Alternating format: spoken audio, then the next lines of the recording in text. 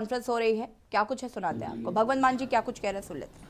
आज़ादी तो पहला शायद इतना ਹੁੰਦਾ हो ਅਸੀਂ ਉਦੋਂ ਹੈ नहीं सी, पर आज़ादी तो बाद पहली बार है जो आम आदमी पार्टी का कोई शो रोड शो होता है ਜਾਂ रैली होती है, 3-4 नारे ਜਿਹੜੇ ਨੇ ਉਹ ਇੱਕੋ ਮਾਈਕ ਤੋਂ आज़ादी तो बाद सिर्फ आम आदमी पार्टी ਲਾਉਂਦੀ है। ਇੱਕੋ ਮਾਈਕ ਤੋਂ 3-4 नारे, भारत माता की जय, वंदे मातरम, इनकलाब जिंदाबाद ਦਾ ਸਤਿਕਾਰ ਕਰਦੇ ਹਾਂ।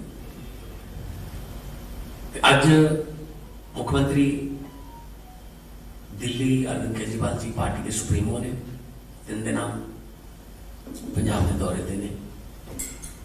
ਇੱਕ ਖਾਸ ਐਲਾਨ ਜੋ ਕਿ ਦਿੱਲੀ 'ਚ ਇਹਨਾਂ ਨੇ ਕਰਤਾ, ਪੰਜਾਬ ਦੇ ਵਾਸਤੇ ਅੱਜ ਖਾਸ ਐਲਾਨ ਕਰਨ ਆਏ ਨੇ।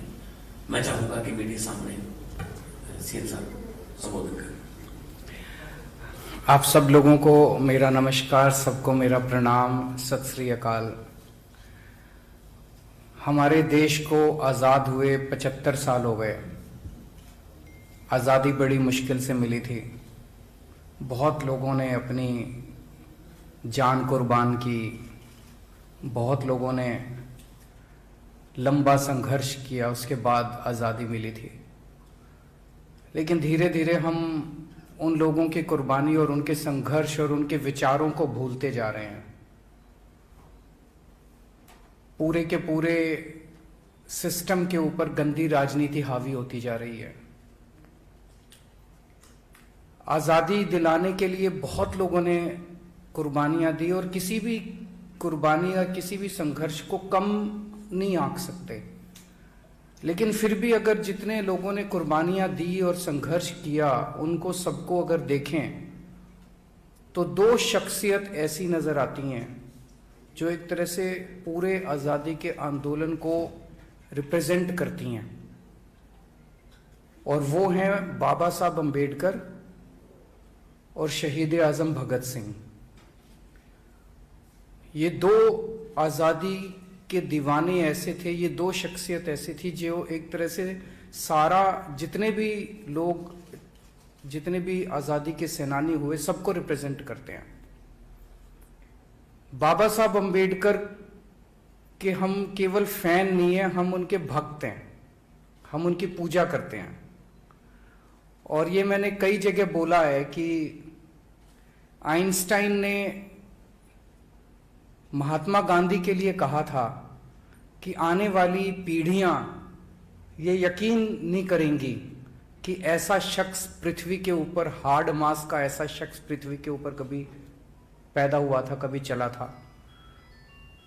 वो बात मैं बाबा साहब अम्बेडकर के लिए कहना चाहता हूं कि बाबा साहब अम्बेडकर का जो संघर्ष था, जो उन्होंने जिंदगी में हासिल किया, मेरा अपना मानना है कि आज जितना मैं उनको पढ़ता हूं, जितना हम लोग उनके बारे में, उनके विचार और उनके संघर्ष के बारे में पढ़ते हैं, यकीन नहीं होता कि ऐसा व्यक्ति पृथ्वी पे आया था। एक गरीब घर में जन्मे, बहुत ही गरीब, महार जाति से आते थे। उस टाइम बहुत ज़्यादा उनको अछूत माना जाता था, छुआछूत का उन्होंने सामना किया। क्लास में जाते थे, क्लास के बाहर बिठा दिया जाता था, क्लास में नहीं घुसने देते थे।